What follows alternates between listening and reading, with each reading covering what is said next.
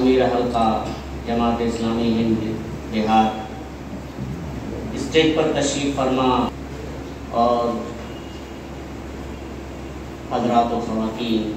بھائیوں بہنوں،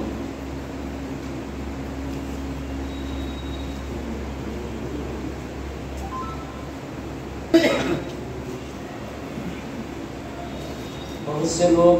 یہ سمجھتے ہیں کہ حضرت محمد صلی اللہ علیہ وسلم اسلام کے فاؤنڈر، اسلام کے بانی، خاص کر ہمارے بہت سے غیر مسلم ایسا سمجھتے ہیں، لیکن بہت سے مسلمان بھی سمجھتے ہیں۔ محترم امیر حلقہ جماعت اسلامی ہند بہار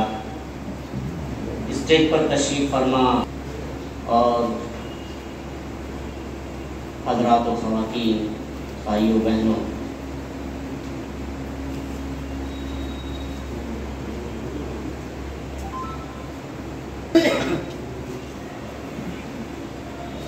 بہت سے لوگ یہ سمجھتے ہیں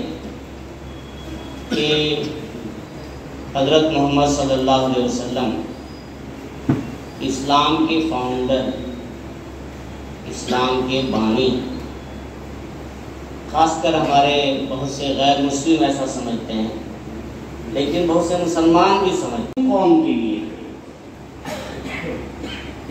تو اللہ تبارک و تعالیٰ نے ساری دنیا کے لیے اور رہتی دنیا تک کے لیے نبی بنا کر دیا اور نبوت کا سلسلہ ختم کر دیا۔ یا یہ کہ اے انسانوں، اس رب کی بندگی کرو جس نے تم کو بھی پیدا کیا، پہلے کے لوگوں کو بھی پیدا کیا۔ تو یہاں پر اللہ کو صرف اللہ کی پرستش کرنے کی دعوت کیوں دی جا رہی ہے؟ اس لیے کہ وہ خالق ہے، کریٹر ہے، باقی جتنے بھی ہیں سب کریشن ہے، مخلوق ہے۔ الا لہ الخلق والامر، جس نے پیدا کیا ہے، جس کے ہاتھ میں زندگی اور موت ہے، جو یکتا ہے، جس کا کوئی برابر نہیں ہے، جو ہمیشہ سے ہے، ہمیشہ رہنے والا ہے، اول بھی ہے، آخر بھی ہے، اور جس کے پاس غیر معمولی اختیارات ہیں، فعال لما یرید ہے، وہ ہر چیز پر قادر ہے، واقف ہے، اس کا علم لامحدود ہے، وہی نفع اور نقصان، حقیقی نفع اور نقصان پہنچانے کا ملکہ اسی کے اندر،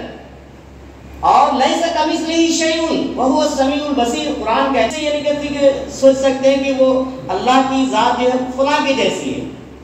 نہیں، اس کا کوئی روپ نہیں ہے، اس کے جیسی کوئی چیز ہے ہی نہیں کہ آپ اس کو سوچ سکیں۔ لیس کمثلہ شیء وہو السمیع البصیر، لیکن وہ سننے والا ہے، کھیل کود میں اور اس میں ضائع کر دیتا ہے، موج مستی میں، کیونکہ اس کے بعد جو دنیا آئے گی، ہمیشہ رہنے والی دنیا، اس میں وہ اس دنیا سے اور اس دنیا سے ایک گہرا رشتہ ہے۔ یہ دار الجزا ہے، دار العمل ہے، وہ دار الجزا ہے۔ الدنیا مزرعۃ الآخرہ۔ وَاسْجُدُوا لِلَّهِ الَّذِي خَلَقَهُنَّ، یہ آیت میں نے سورج اور چاند وغیرہ کی تصویروں کے ساتھ نیچے یہ آیت لکھی، اس کا ٹرانسلیشن بھی لکھا انگلش میں اور کنڑا میں۔ تو بتا رہے تھے کہ میرے ایک غیر مسلم دوست آئے میری دکان میں، اور انہوں نے اس کو دیکھا بیٹھے، تو وہ آیت اور اس کا ٹرانسلیشن انہوں نے دیکھا، وہ تصویر دیکھی، تو پھر وہ سوچ میں پڑ گئے۔ ایک آیت نے ان کی زندگی کو بدل دیا۔ اس کا مطلب ہے کہ سورج اور چاند کو سجدہ مت کرو، لا تسجدوا للشمس ولا للقمر، نہ سورج کو سجدہ کرو نہ چاند کو سجدہ کرو۔ واسجدوا للہ الذی خلقہن، سجدہ اس کو کرو جس نے ان کو پیدا کیا ہے۔ ان کنتم ایاہ تعبدون، اگر واقعی تم اس کی پرستش کرنا چاہتے ہو۔ اس کی عبادت کرنا چاہتے ہیں۔ اور پھر وہ صاحب اور آگے گئے، پھر قرآن کا اسٹڈی کیا اور محمد صلی اللہ علیہ وسلم کی سیرت کا، اور پھر انہوں نے اسلام قبول کر لیا۔ پہلی اہم دعوت تھی جو صلی اللہ علیہ وسلم نے جو سوسائٹی بنائی تھی قرآن کی بنیاد پر اور ایک نظریے کی بنیاد پر جو زبردست انقلاب برپا کیا تھا، تو اس میں اس کے ایک اہم پوائنٹ یہ تھا انسانی مساوات، برابری۔ سارے انسان برابر ہیں، سب ایک ماں باپ کی اولاد ہیں، نسلی اعتبار سے کوئی اونچا نیچا نہیں ہے، سب ایک ہی طریقے سے پیدا ہوتے ہیں، سب کے بدن میں ایک ہی خون ہے، خون کا کلر بھی ایک ہی ہے۔ تو اسلام یہ کہتا ہے کہ یا ایھا الناس انا خلقناکم من ذکر و انثی وجعلناکم شعوبا وقبائل لتعارفوا، کہ اے انسانوں، ہم نے تم کو ایک ماں باپ سے پیدا کیا ہے اور تم کو قبیلوں میں، خاندانوں میں، برادریوں میں تقسیم کیا ہے، اونچ نیچ کے لیے نہیں، اونچ نیچ کے لیے نہیں، اس لیے لتعارفوا، تاکہ تم ایک دوسرے کو پہچان سکو۔ جس طرح لوگوں کی شکلیں الگ ہوتی ہیں، آواز الگ ہوتی ہے، پہچاننے کے لیے۔ اگر سارے لوگوں کی شکل ایک ہی ہو جائے، آواز ایک ہی ہو جائے تو دنیا نہیں چلے گی۔ تو پہچاننے کے لیے، تعارف کے لیے ہم نے ان کو مختلف قبیلوں میں پیدا کیا ہے۔ ان اکرمکم عند اللہ اتقاکم، بے شک تم میں سب سے زیادہ عزت والا وہ ہے جو سب سے زیادہ اللہ سے ڈرنے والا ہے، سب سے زیادہ متقی اور پرہیزگار ہے، اور اچھی زندگی گزارنے والا ہے، برائیوں سے بچنے والا ہے، اچھے اخلاق کے ساتھ زندگی گزارنے والا ہے، لوگوں کو تکلیف دینے والا نہیں ہے، وہ سب سے اچھا انسان۔ پھر حجۃ الوداع آپ جانتے ہیں، آخری حج، ایک ہی حج نبی صلی اللہ علیہ وسلم نے کیا تھا 10 ہجری میں، اور آپ کو معلوم ہو گیا تھا کہ اس کے بعد مجھے موقع ملنے والا نہیں ہے، میرا آخری وقت آ گیا ہے۔ تو وہاں بھی آپ نے جو آخری خطبہ دیا تھا، اس خطبے میں بھی اس بات کی وضاحت کی گئی تھی۔ اس سے پہلے آپ اس طرح کی سوسائٹی قائم کر چکے تھے۔ آپ نے کہا کہ لا فضل لعربی علی عجمی، کسی بھی عربی کو کسی اجمی پر کوئی فضیلت نہیں ہے۔ اجمی کہتے ہیں جو پر فضیلت نہیں ہے، کسی اجمی کو عربی پر کوئی فضیلت اور برتری نہیں ہے۔ ولا لاسود علی احمر، اور کسی کالے پر فضیلت ہے۔ کلکم من آدم و آدم من تراب، سب آدم کی اولاد ہے اور آدم مٹی سے بنا۔ تو وہ جو نسلی تفاخر اور نسلی طبقاتی اونچ نیچ کی سماج میں جو ذہنیت پائی جاتی تھی، اسلام نے اس کی جڑ کاٹی، اور یہ محمد صلی اللہ علیہ وسلم کا بہت بڑا کارنامہ ہے۔ اور اس کا مظاہرہ آج کسی نہ کسی شکل میں آپ ہر اسلامی سوسائٹی میں دیکھ سکتے ہیں۔ ایک ہی صف میں کھڑے ہو گئے، محمود و ایاز، نہ کوئی بندہ رہا اور نہ کوئی بندہ نواز، بندو صاحب و محتاج و غنی ایک ہوئے، تیری سرکار میں پہنچے تو سبھی ایک ہوئے۔ حج میں دیکھیے لاکھوں کا مجمع ہوتا ہے، کالے گورے کی کوئی تمیز نہیں ہوتی ہے، سب ایک طرح کا لباس پہنتے ہیں، ایک ہی نعرہ ان کی زبان پر ہوتا ہے۔ ہماری مسجدوں میں کوئی الگ کسی، اگر ہمارے سماج میں کچھ خرابی پائی جاتی ہے، اس طرح کی ذہنیت ہے اونچ نیچ والی کہ فلاں لوگ، کچھ لوگ اشراف سمجھے جاتے ہیں، کچھ ارزاق سمجھے جاتے ہیں، تو یہ کہ اس میں خواتین کے لیے بھی، مردوں کے لیے بھی، نوجوانوں کے لیے بھی، تاجر کے لیے بھی،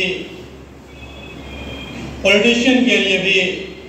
شکشک کے لیے بھی، اسٹوڈنٹ کے لیے بھی، باپ کے لیے بھی، بیٹا کے لیے بھی، سبوں کے لیے آپ صلی اللہ علیہ وسلم کی زندگی میں اسوہ اور نمونہ آپ کو مل جائے، اور ہر آدمی کو اسوہ اور نمونے کی ضرورت پڑتی ہے۔ اور یہاں مختلف اسوہ اور نمونہ پیش کیے گئے، اسٹیج سے جو باتیں کہی گئی اس پر کوئی کمنٹ نہیں کرنا چاہتے۔ وہ ہمارے بزرگ بھی ہیں، بڑے بھی ہیں جن لوگوں نے باتیں رکھی ہیں، جبکہ پریزیڈنٹ کا کوئی اختیار ہوتا ہے کہ کچھ باتوں پر کمنٹ بھی ہو، لیکن مجھے لگتا ہے کہ سبوں نے اپنے اپنے معلومات، حاصل مطالعہ پیش کیا ہے، آپ کو کچھ باتوں سے اختلاف بھی ہو سکتا ہے، کچھ باتوں سے اتفاق بھی ہو سکتا ہے. آپ مطالعہ کر کے محمد صلی اللہ علیہ وسلم کی جیونی کا، ان کی تقریروں کا کراس چیکنگ کر سکتے ہیں. میں اتنا ہی سا تبصرہ کرنا چاہوں گا اپنے ترک مقررین کی وقتاگن کی گفتگو پر. آگے جو بات مجھے کہنی ہے وہ یہ ہے کہ محمد صلی اللہ علیہ وسلم کی جیونی کو کسی ایک دن میں، ایک سال میں، ایک ہفتہ میں آپ محدود نہیں کر سکتے، اور آپ صلی اللہ علیہ وسلم کی جیون کو کسی ایک کمیونٹی کے لیے آپ مخصوص نہیں کر سکتے. محمد صلی اللہ علیہ وسلم اللہ کے جانب سے بھیجے گئے پروفٹ تھے، نبی تھے، اور اللہ تعالیٰ کی جانب سے جب کوئی چیز بھیجی جاتی ہے وہ کسی ایک کمیونٹی کے لیے نہیں ہوتی، کسی ایک خطے کے لیے نہیں ہوتی، کسی ایک طبقے کے لیے نہیں ہوتی، کسی ایک جنس کے لیے نہیں ہوتی، وہ سب کے لیے ہوتی. جیسے سورج، چاند، ہوا، پانی، کوئی یہ نہیں کہہ سکتا ہے کسی بھی ایک کمیونٹی کے لیے. یہ سب جو ہے اللہ کی جانب سے ہمیں انسانوں کو بطور عطیہ دیا گیا ہے. اسی طرح سے محمد صلی اللہ علیہ وسلم کی جو تعلیمات ہیں، ہدایات ہیں، سکھائیں ہیں، یہ کسی ایک کے لیے نہیں ہے، سب کے لیے ہے. اسی لیے میں یہ بات پورے وثوق کے ساتھ کہتا ہوں، آپ کو اور ہم کو جہاں جہاں ہماری زندگی میں انفرادی طور پر ہمیں لگتا ہے کہ ہماری زندگی ناکام ہو رہی ہے، نامراد ہو رہی ہے، ہینگ کر رہی ہے ٹھیک زبان کو، وہاں محمد صلی اللہ علیہ وسلم کی جیون کو پڑھنا چاہیے اور اپنی زندگی کو بہتر بنا چاہیے. عمر رضی اللہ عنہ ان کو بناؤ، رہنما کو بناؤ. یہ دونوں اللہ کے رسول صلی اللہ علیہ وسلم کے شاگرد تھے اور بہترین گویا آپ صلی اللہ علیہ وسلم نے ان کی تربیت کی تھی. اور گاندھی جی کے حوالے سے ابھی سر بتا رہے تھے، تو آپ دیکھیں کہ بڑے بڑے لوگوں نے آپ صلی اللہ علیہ وسلم کی زندگی کا مطالعہ کیا ہے. تو گویا اگر اپنی زندگی کو آپ سنوارنا چاہتے ہیں، بنانا چاہتے ہیں، تو آپ محمد صلی اللہ علیہ وسلم کی جیونی کا مطالعہ کیجئے اور اپنے آپ کو اس خاکے میں، اس رنگ میں آپ ڈھالنے کی کوشش کیجیے.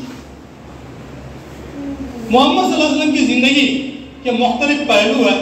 آپ نے نبی بننے کے بعد 13 سال آپ مکہ میں رہے، 10 سال آپ مدینہ میں رہے، اور نبوت سے پہلے کی بھی 40 سالہ زندگی آپ اٹھا کر کے پڑھ لیجئے کہ جو لوگ آپ کے دشمن تھے، حریف تھے، جو آپ کو پسند نہیں کرتے تھے، انہوں نے بھی آپ کی سیرت و کردار پر انگلی نہیں اٹھائی اور آپ کو اپنا بہت سارے معاملے میں آئیڈیل بنایا. نبوت سے پہلے کا واقعہ ہے جب آپ 35 سالہ آپ کی زندگی گزر رہی تھی کہ خانہ خدا میں، وہاں جو مکہ ہے، وہاں پر حجر اسود لگانے کے لیے رسول کی آخری وصیت جو ہم سب کے لیے ہے، جو آخری الفاظ آپ کے زبان مبارک سے نکلی وہ صلاۃ الصلاۃ، اور ہمارے کی نماز نماز نماز، اور اپنے ماتحین زیر دست جو سبارڈینیٹ کرتے ہیں اس کا خیال رکھنا، اس کی حفاظت کرنا، اپنی نماز کی ان کی حفاظت کرنا، اور تمہارے ماتحت جو ہیں اور اس کا بھی مراد ہے تمہارے بیوی بال بچے، اس کا ہے خیال رکھنا. ہم سب کو اس آخری وصیت پر خصوصی دھیان دینے کی ضرورت ہے. آئیے ہم سب آگے دعا کرتے ہیں. الحمدللہ رب العالمین والصلاۃ والسلام علی اللہم اعنی علی معرفۃ الشکر والحسن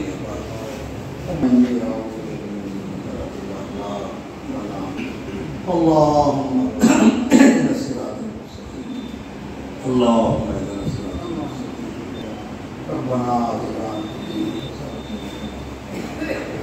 ربنا اغفر لي رب اجعلني من الصلاة ربنا اغفر لي ولوالدي وللمؤمنين يوم القيامة ربنا لا تؤاخذنا إن نسينا وأخطأنا ربنا ولا تحمل علينا إصرا كما حملته على الذين من قبلنا ربنا ولا تحملنا ما لا طاقة لنا به واعف عنا واغفر لنا وارحمنا أنت مولانا فانصرنا ربنا هب لنا من أزواجنا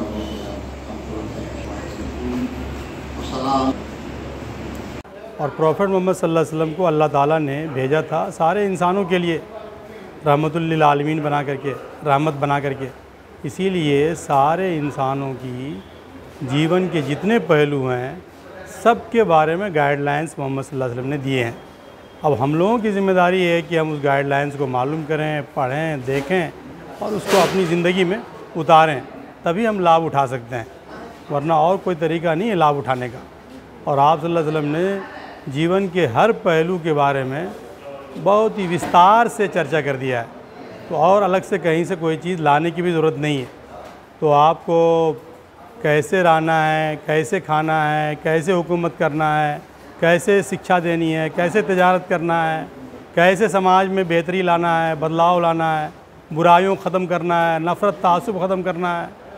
तो ये सारी बातें मोहम्मद सल्लल्लाहु अलैहि वसल्लम की जीवनी में मौजूद है। और कोई भी आदमी पढ़ करके उठा करके देख ले, उससे आपको पूरी रोशनी मिलेगी। और आपका काम ही ये था, आप रोशनी फैलाने के लिए आए थे, तारीकी को दूर करने के लिए आए थे। जब आप आए तो पूरी दुनिया अंधेरे में थी और आपने पूरी दुनिया को रोशन कर दिया और पूरी दुनिया अमन और